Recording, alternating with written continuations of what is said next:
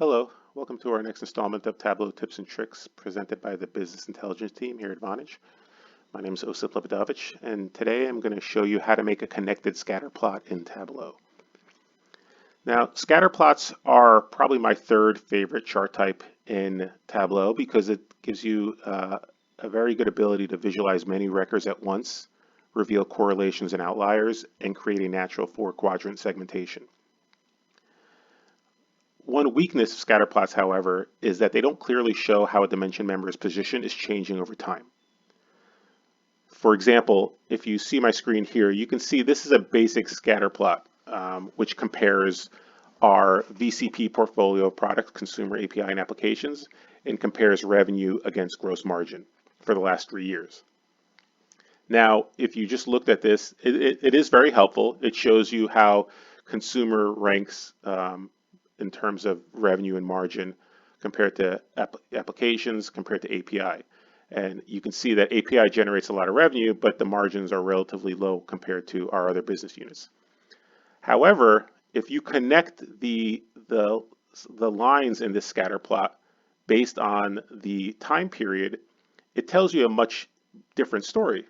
It basically shows you that while consumer has very high margins and high revenue, it's actually been declining over time compared to API, which is actually increasing.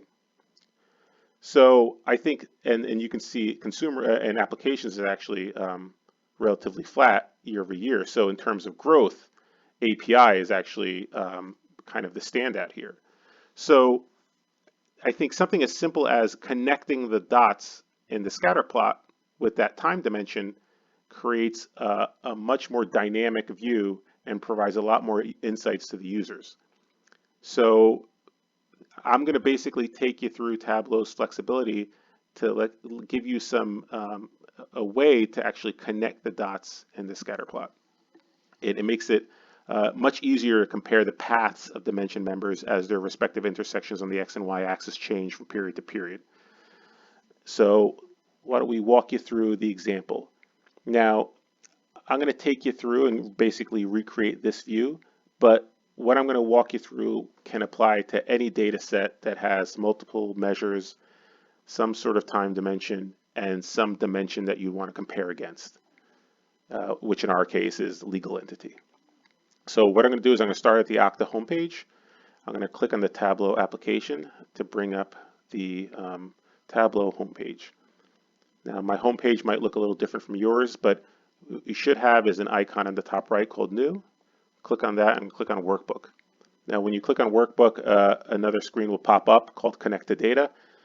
This is going to give you access to all the data that we have in Tableau online.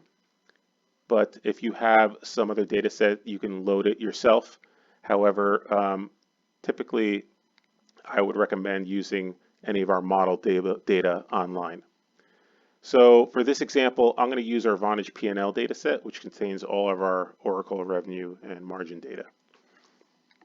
So when you're creating a scatter plot, like a basic scatter plot, the first thing you need to do is the two measures that you want to compare against, you got to add them to your sheet. So let's start with gross margin. Now gross margin is basically profitability. So we're going to be comparing total revenue to profitability in this example. So I'm going to double click on gross margin and add that to my view. The other measure we want to compare against is total revenue. So I'm going to search for that and I'm going to double click on that. Now you'll notice that it changed it to a little circle here. So whenever you add two measures to a view, this is what you're going to see. You're going to see a circle and you're going to see the total numbers here. You can see total revenue and gross margin represented by this little dot. Now, to make this a real scatter plot, we actually have to expand out that little dot into the dimension members that we want to compare against.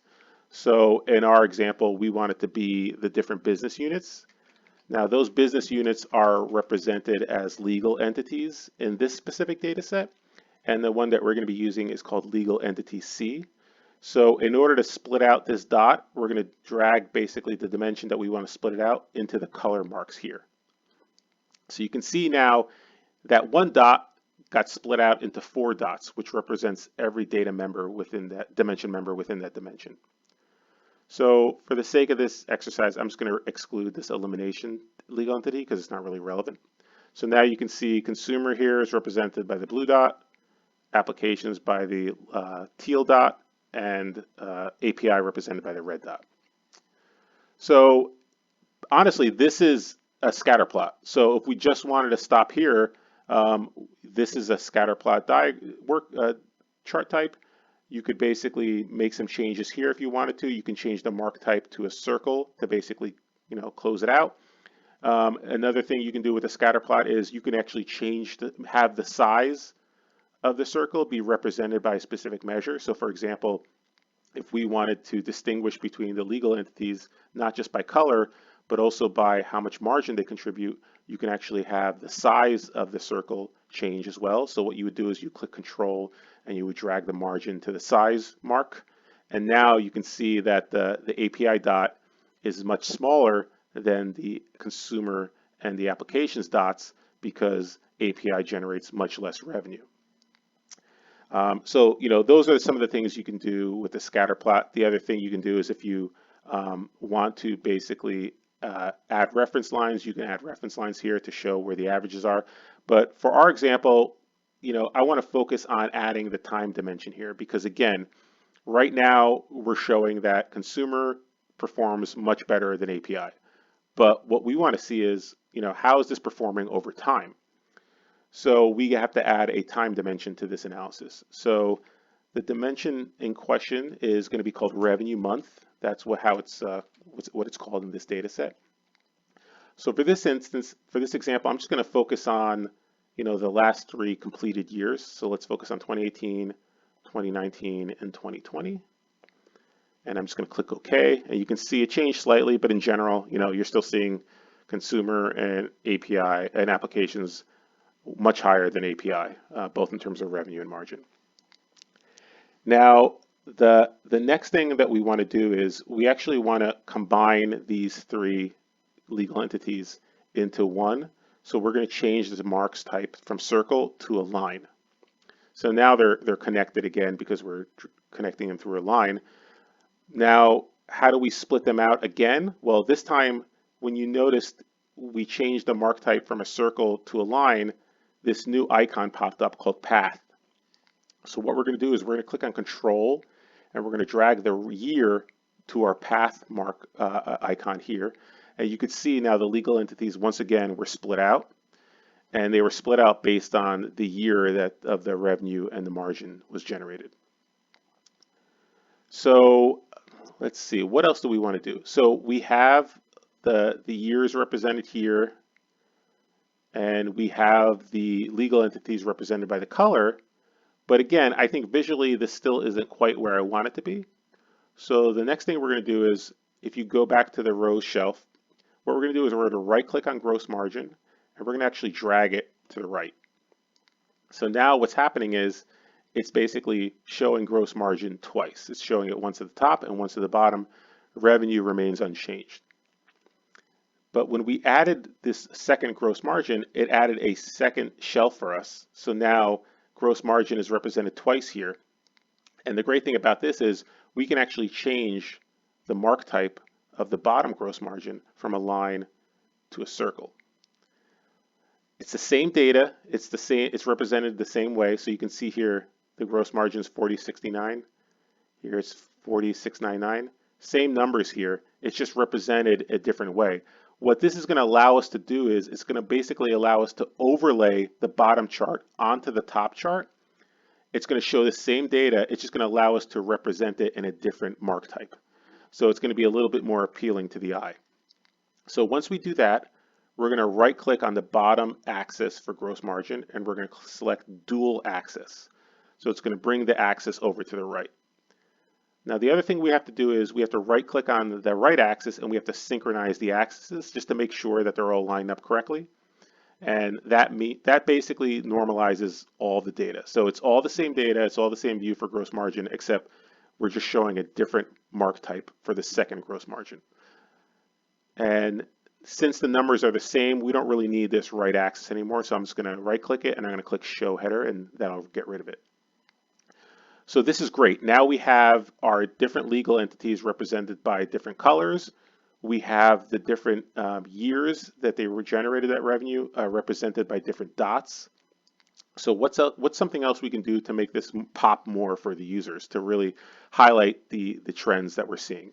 So if we go back to the second shelf that has the sum of gross margin for that circle, what I want to do is I want to do a couple of things to make it more obvious to the user what we're seeing here. So what I'm going to do is I want to mark each of those circles with the year that it represents. So in order to do that, I'm going to click Control on the year, and I'm going to drag the year to the label. And now you can see the year is actually represented here as text. So it's a little more obvious to show, what the years are. But another thing we can do is we can have the years actually influence the size of the dot. So what I'm going to do is I'm going to right click on year again, and I'm going to also drag it to size. So now it's, I think, a little bit more obvious that the most recent year is represented by the largest dot. I just think this is a helpful functionality that makes it more intuitive to the users to see kind of where the trends are headed. And then from a formatting perspective, the last thing I'll do is I'm just going to go to the colors, and I'm just going to add like a black border to make it pop a little bit more. So now this is a connected scatter plot, and I think it really highlights the fact that API revenue and margins have been on an upward trajectory, whereas consumer has been on a downward trajectory. And you can actually see all the numbers represented in the cells in the tooltip. So if you highlight over API, you can see that in 2018, we were at 215 million in revenue, 40.7 million in margin, and now we're up to 86.5 million in margin. So pretty significant increase over the last 2-3 years. Whereas consumer, went from 342 million in margin to 256 million in margin. So by simply connecting the dots using that time range, it gives the users much more insight into what's actually happening within the business. And again, you can use this method for any data set that has multiple margins, some sort of dimension that you want to compare against, and a time dimension. So hopefully this was helpful for you. As always, if you have any questions, reach out to the #AskBI Slack channel. Thank you very much for watching.